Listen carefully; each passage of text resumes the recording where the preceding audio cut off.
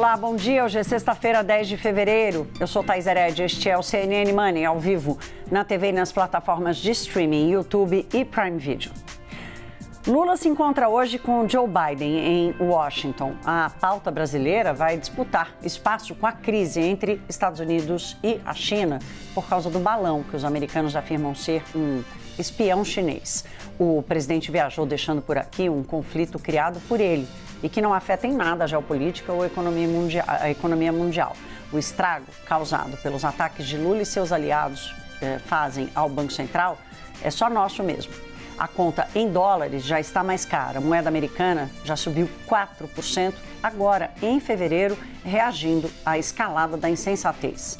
O PT e sua porta-voz contra o Banco Central, a deputada Gleisi Hoffmann, repetem que não faz sentido o juro da economia estar em 13,75% sem apresentar fundamento técnico. A cada conto, a taxa aumenta 1 ponto. Como efeito de um ambiente de incerteza crescente. A informação de que Roberto Campos Neto toparia aumentar a meta de inflação foi o gatilho de ontem, mas vai continuar alimentando a crise. Qual a melhor estratégia? Estancar a sangria e mexer logo na meta? E depois de avançar algumas casas sobre o BC, Lula vai se dar por satisfeito?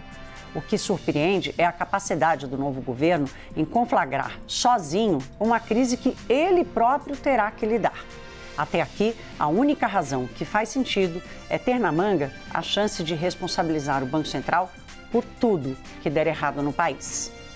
No CNN Money de hoje, nós vamos falar da reação de Arthur Lira, que tirou da frente a chance de revisão da independência do Banco Central no Congresso Nacional.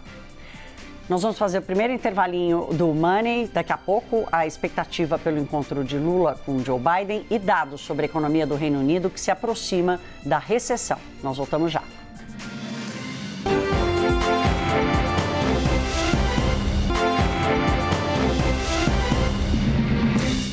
6h03, Money em ponto para a gente dar abertura aqui aos trabalhos desta sexta-feira, começando sempre, claro, com as bolsas internacionais, os futuros americanos em alta, tentando se recuperar das quedas, né? Porque começa assim, começa numa tentativa de sair bem e chega no final do dia, morre na praia. Essa é a volatilidade que continua forte no mercado americano, sem ninguém saber direito o que vai acontecer daqui para frente.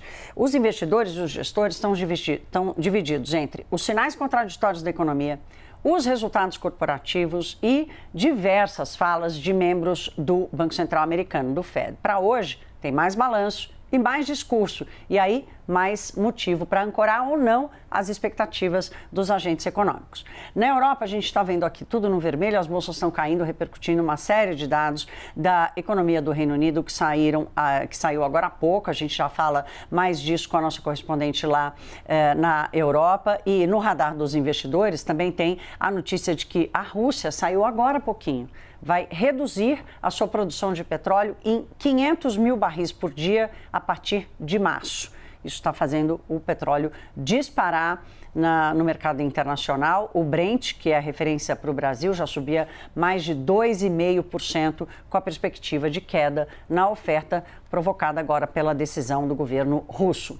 Vamos trocar de tela e ver como fecharam os mercados na Ásia. Xangai e Hansen em queda, aqui tem realização de lucro depois das fortes altas do dia anterior. E Nikkei abrindo um pouquinho em alta, com uma leitura de que os investidores, estão reavaliando o balanço entre retomada na China, balanços corporativos e a economia americana. Bem, vamos seguir aqui no jornal, vamos chamar agora a nossa correspondente internacional lá em Paris para falar do Reino Unido, Priscila Yazbek. Bem-vinda, minha querida, bom dia. Priscila, saíram vários dados agora do Reino Unido que a gente sabe que vai entrar em recessão, mas ainda não chegou a hora, é isso? Bom dia. Bom dia, Thaís. Bom dia a todos que acompanham o CNN Money. Exatamente isso. Então, o PIB do Reino Unido ficou em 0% no último trimestre do ano passado.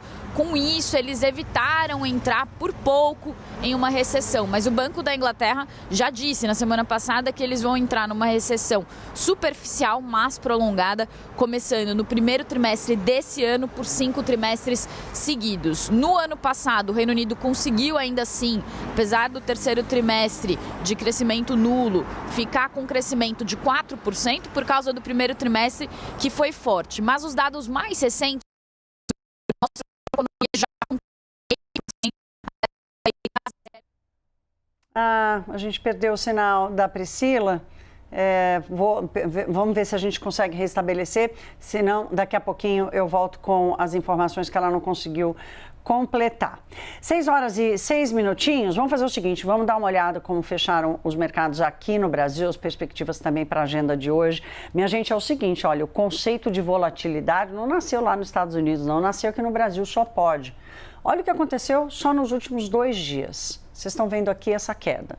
Pois a Bolsa Brasileira subiu quase 2% há 2 dias e caiu quase 2% ontem, voltando para os 108 mil pontos. O governo não está arredando o pé do avanço sobre o quadrado do Banco Central. Para completar, a informação de que Roberto Campos Neto toparia subir rápido, agora, a meta de inflação, acabou fortalecendo quem está atacando a atuação do BC. No mercado já é quase inevitável o ajuste nas metas e a conclusão é de que quanto antes, melhor. O que ninguém sabe dizer é quanto é que isso vai custar e se vai ser capaz de realmente estancar a crise. Nós vamos falar mais disso daqui a pouquinho, inclusive com o nosso entrevistado de hoje. Nesse clima, o dólar não se faz de rogado. Olha lá, nem os gringos toparam tanto desaforo, a moeda disparou quase 1,5%, chegou a encostar nos 5,28, fechou em 5,27 e vamos fazer uma retrospectiva aqui muito rápida. Há apenas 6 dias, se você não se lembrar, eu te ajudo. O dólar experimentou ali ficar abaixo dos R$5, mas foi praticamente um sonho de um dia de verão, porque só em fevereiro a alta já é de 4% da moeda americana. Para hoje, o IBGE vai divulgar o desempenho do setor de serviços em dezembro acumulado de 2022. A expectativa é de um crescimento de 1% no mês e de quase 4% no ano. Só lembrando rapidamente, ontem saíram os resultados do varejo, vieram bem piores do que o esperado. Há uma expectativa de compensação, né? Pela troca da cesta de consumo dos brasileiros, mais serviços, menos bens e produtos. Isso o IBGE vai fazer esse tiratema daqui a pouco. Tem também mais balanços corporativos, a Uzi Minas abre os negócios antes da abertura. E para finalizar, o mercado vai acompanhar a viagem de Lula aos Estados Unidos e nesse encontro com Joe Biden, né, o que vai sair desse encontro. 6 horas e quase 9 minutinhos, vamos trazer o destaque aqui, que era o balanço mais aguardado da semana, o do Banco Bradesco. Saiu depois do fechamento, o balanço do 4º trimestre. Vamos dar uma olhada nos números aqui no telão. Olha, o banco teve lucro de quase 1,6 bilhão no último trimestre do ano passado, uma queda de quase 76% na comparação anual, muito abaixo do esperado pelo mercado. A expectativa era de um lucro líquido de mais de 4 bilhões, veio um pouco acima de 1,5 bilhão. A receita financeira, a margem financeira teve queda de quase 2%, uma queda de 1,7%, e a provisão de devedores duvidosos chegou a quase 15 bilhões de reais, um crescimento de mais de 250%. E é claro que a gente está falando aqui da Americanas. O banco está se preparando para lidar com uma inadimplência gigante, né? Porque só a Americanas tem, o Bradesco é o maior credor da Americanas, só aqui o Bradesco tem uma exposição de 4,9 bilhões contra a varejista. As ADRs do Bradesco despencaram ontem mais de 7% no pós-mercado de Nova York, repercutindo esse balanço. Portanto, hoje o resultado do Bradesco e toda uma avaliação aí sobre o tamanho da repercussão causada pela Americanas, certamente vai azedar os mercados. Vamos fazer mais um intervalinho, daqui a pouco a gente entra no tema do nosso dia, o atrito entre Lula e Banco Central pelo patamar dos juros e pela meta de inflação. Nós voltamos já.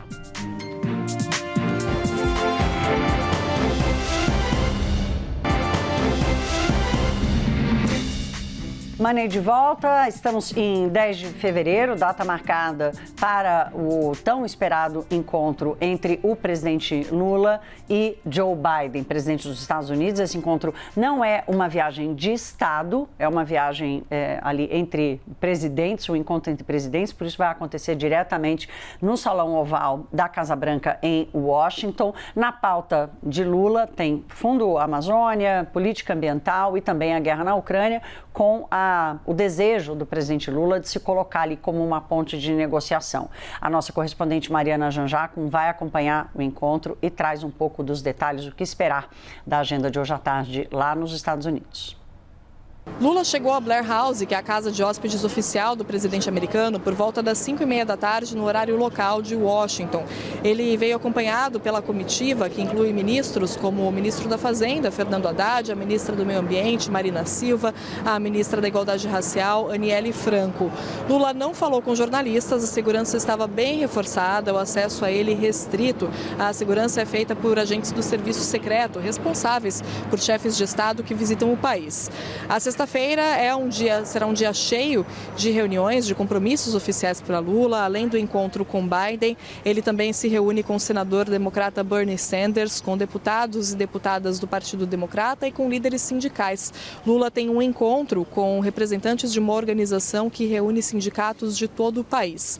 Na pauta do encontro com Biden, que deve durar cerca de 20 minutos, vários assuntos. A defesa da democracia, os ataques à democracia tanto em Brasília quanto aqui no Capitólio, nos Estados Unidos, e o meio ambiente. Lula deve defender as medidas de preservação da Amazônia e pedir a colaboração dos países mais ricos, é claro, incluindo os Estados Unidos. Os dois presidentes também devem falar sobre a guerra na Ucrânia e esse será o verdadeiro teste da diplomacia brasileira. Biden espera uma posição mais firme de Lula, condenando a invasão russa, e o Brasil espera entrar em uma lista seleta de países que podem vender armamentos para o Pentágono. Eu vou acompanhar a reunião no Salão Oval entre Biden e Lula e volto com mais detalhes ao longo da programação. Obrigada, Mariana Janjacum. Mais tarde você vai vê-la bastante aqui na programação da CNN. Olha, bem que Joe Biden podia contar um pouco para o presidente brasileiro como é conviver com um Banco Central independente, né, com uma instituição de Estado e não de governo, como já dissemos aqui essa semana, e de quanto o benefício da independência do Banco Central, ele é construído ao longo do tempo, né? Não é com briga ideológica contra a atuação do Banco Central. Bem, enquanto Lula representa o Brasil lá nos Estados Unidos, os seus fiéis aliados se encarregam de manter bem vivo essa confusão, esse ataque ao Banco Central. A presidente do Partido dos Trabalhadores, a deputada federal Gleisi Hoffmann, deu entrevista a Daniela Lima aqui na CNN e qualificou a política monetária do BC como uma política de Bolsonaro e não do governo Lula. Olha, essa discussão não é sobre uma pessoa, essa discussão é sobre uma política monetária. O que o Banco Central está aplicando hoje de política monetária não foi a política vitoriosa nas urnas, é a política do governo anterior, é a política de Paulo Guedes. Não há justificativa pela realidade econômica do país hoje de ter juros de 13,75, nem tampouco da meta da inflação ser fixada em 3%, que é uma meta inexequível. Uma coisa é o Banco Central ter a sua autonomia, ter mandato, outra coisa é ir contra o Brasil e o desenvolvimento brasileiro. A senhora, então, atribui a Campos Neto uma posição política? Ele tá atuando como um opositor, um remanescente do bolsonarismo na esplanada? Essa é a visão que o PT tem dele? Com esse juro de 13,75, essa é a única avaliação que me resta. É contra o país e contra o governo que está aí. Não é nem contra o governo que está aí, contra o país. Esse tipo de interpretação é que alimenta a desinformação e a incompreensão, né, do valor de ter uma instituição que cuida da moeda como um ativo da sociedade brasileira e não como um instrumento de governos. Nós demos ontem aqui a comparação que as consultorias internacionais estão fazendo com o caso da Turquia, esse país que infelizmente está enfrentando uma crise humanitária absurda por causa do terremoto, mas lá a crise econômica já é de convivência mais antiga. E ela começa, entre outros fatores, pela intervenção do presidente turco no Banco Central. A inflação de lá já roda acima dos 50% há bastante tempo. Então, esse é o desfecho. E a leitura técnica e não a desinformação sobre o que é o trabalho do Banco Central ajudaria. Neste contexto, o bombeiro do governo Lula está com a mangueira seca. Eu estou falando do ministro das Relações Institucionais, Alexandre Padilha, que está falando aos ventos e dizendo que não há conflito, que não tem debate fora de propósito envolvendo o Banco Central. Ninguém mais escuta ele.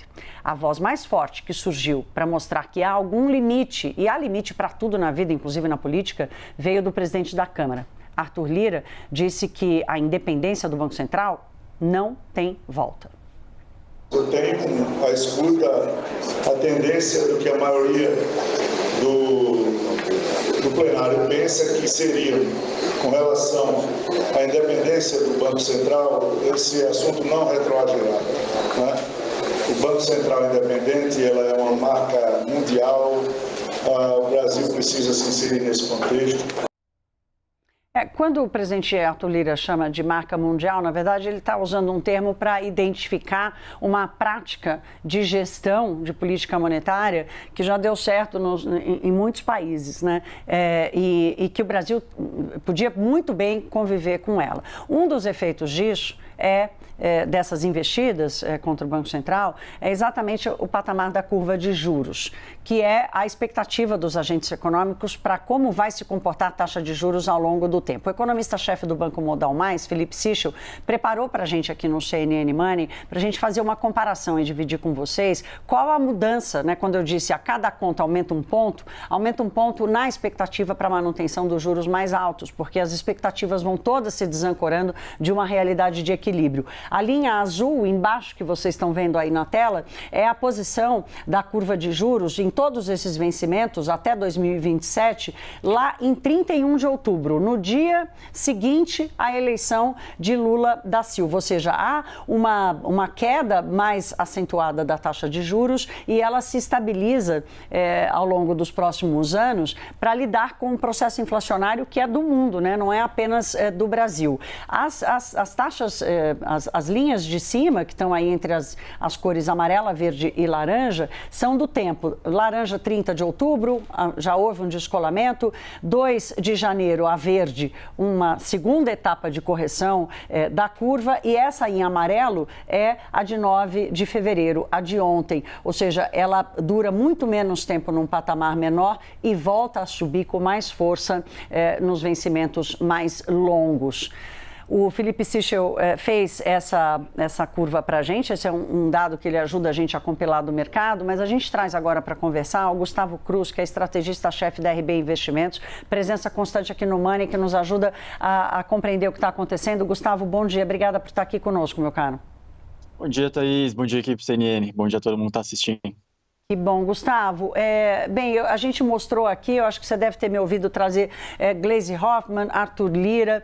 Afinal de contas, meu caro, qual é a tua avaliação? Onde é que a gente está chegando em tão pouco tempo de novo governo e com uma crise já tão escalada? É uma crise que eu acho que só piora a crítica, né? Você só dificulta o trabalho do Banco Central de diminuir juros quando você cria esse tipo de crise. E é uma literatura econômica que ela já é bem consolidada. Você tem estudos para economias avançadas, você tem estudos para economias emergentes, você tem estudo com 200 países desde 1950. E que estudos eu estou falando? Estudos que comprovam que Banco Central independente, ao longo do tempo, entrega uma inflação mais baixa, é benéfico para a sociedade. Esse assunto já foi esperado. Tem estudos da Ana Garriga, do César Rodrigues, do Fed St. Louis, enfim, de várias instituições ao longo de inúmeros tempos aqui, inúmeros anos na história. Enfim, esse assunto já foi ultrapassado, mas de qualquer maneira, o que eu acho sobre a crítica da Gleisi especificamente? Eu entendo que a presidente do PT, ela faz a primeira crítica, né, de não concordo com os juros em 3,75, mas ela não completa a crítica, que eu acho que seria útil, se realmente ela gostaria de trazer um debate, que ela trouxesse. Acho que os juros não deveria ser 3,75, deveria ser tanto, deveria ser, quanto ela acha? 8, 10, 7? Que ela traga um estudo, peça para os economistas do seu partido façam esse estudo e complete para realmente a gente debater algo e não ficar muito no não gosto disso. Não gosta por quê? Você gostaria que fosse o quê? Parece que falta uma parte do argumento. Não, tudo indica que não gosta da lei, né? Essa lei eu não gosto, essa lei eu não cumpro, né? Essa regra eu não gosto, essa regra eu não cumpro. Gustavo, ninguém gosta de juros na altura que ele está no Brasil, né? Isso é fato. Os bancos centrais, eles têm fama, e não por desejo, mas por indução, de errar sempre para mais. É difícil um Banco Central errar para menos, né? Ele erra sempre para mais, porque se ele errar para menos, o custo da correção depois é maior. O Banco Central brasileiro está errando para mais quando faz essa esticada nos juros tão forte? Não, eu acredito que essa discussão de a meta deveria ser mais elevada, talvez ela tenha feito mais sentido lá atrás, quando a gente teve o Ilan entregando uma inflação abaixo do piso da meta. Ali, realmente, você poderia ter falado para ele, olha, o país deixou de crescer e a gente entende que deveria subir a meta para os próximos anos, dado que a gente está conseguindo entregar. Mas a gente vê que realmente passa esse governo e muda totalmente a política, então é difícil fazer esse tipo de previsão. É difícil você conseguir traçar um cenário de longo prazo. E é justo você querer debater a meta, mas não dessa maneira. Eu acho que a maneira é o problema. A forma como está sendo conduzida, ela é errática. Você poderia ter avaliado agora, olha, acho que a gente está realmente chegando a uma dificuldade de entregar a meta mais baixa, mas parece que é aquele sempre diagnóstico que o Marcos Boas faz, né? A pessoa está doente, ela prefere quebrar o termômetro e falar, agora eu não estou mais doente, o que não é verdade. Se a inflação está ficando alta, se a gente acabou de entregar uma carta falando que não conseguiu cumprir o teto, não adianta você mexer na meta e falar, agora eu não estou mais doente, agora o Brasil não tem mais um problema de inflação.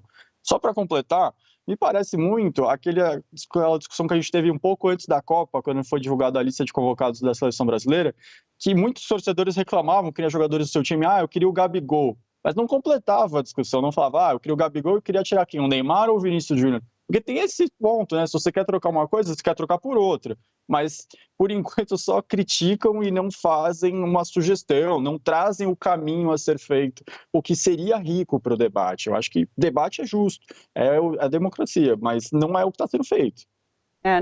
Não tem debate. Agora, Gustavo, queria voltar aqui na história da metas para inflação, porque a apuração, inclusive aqui nossa, da Raquel Landim, do Caio Junqueira, né, a imprensa inteira ontem entrou nesse tema, de que o Roberto Campos Neto teria piscado, né, do tipo, se vocês toparem, se vocês quiserem aumentar a meta para inflação, eu topo. E ficou um debate meio esquisito também, porque mexer na meta de inflação de 2023, por exemplo, não faz mais diferença. O Banco Central está mexendo no juro hoje para controlar já a inflação do ano que vem. O que você espera desse debate? Você acha que é melhor resolver logo? Olha, escuta, entrega logo esses anéis para salvar os dedos. A dúvida é se os dedos vão ficar, né? Perfeito. Eu entendo que você consegue discutir com bem mais propriedade, como você mencionou, 2024, que é sempre esse conceito extremamente útil. Se o Banco Central subir a taxa de juros ou cortar hoje, sexta-feira, dia 10, não significa que amanhã, sábado, dia 11 de fevereiro, você vai chegar no banco e já vai estar todas as taxas de juros ajustadas. Você vai chegar e conversar com o empresário e ele já vai ter todo o seu planejamento de abertura de lojas ou contratação de funcionários ajustados para essa taxa de juros. Demora. A economia demora para absorver essa mudança na taxa de juros. Assim como as mudanças nas expectativas de inflação, elas são relevantes para o planejamento estratégico de vários empresários. Existe um conceito que não é muito verdadeiro, que é o mercado e a economia brasileira.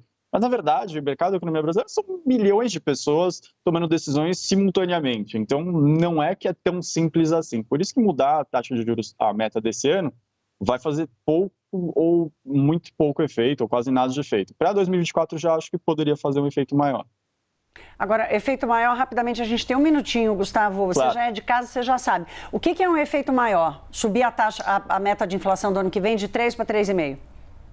Se você fala que vai subir para 3,5, para 4, você talvez consiga fazer o Banco Central começar a cortar a taxa de juros antes. A dúvida é, quanto o mercado vai compreender que essa mudança de meta para cima também não vai contaminar todas as expectativas para frente, falando que o Banco Central vai ficar mais leniente, não vai perseguir tanto assim a meta de inflação, que ele vai ser muito responsivo só à atividade e não ao controle da inflação.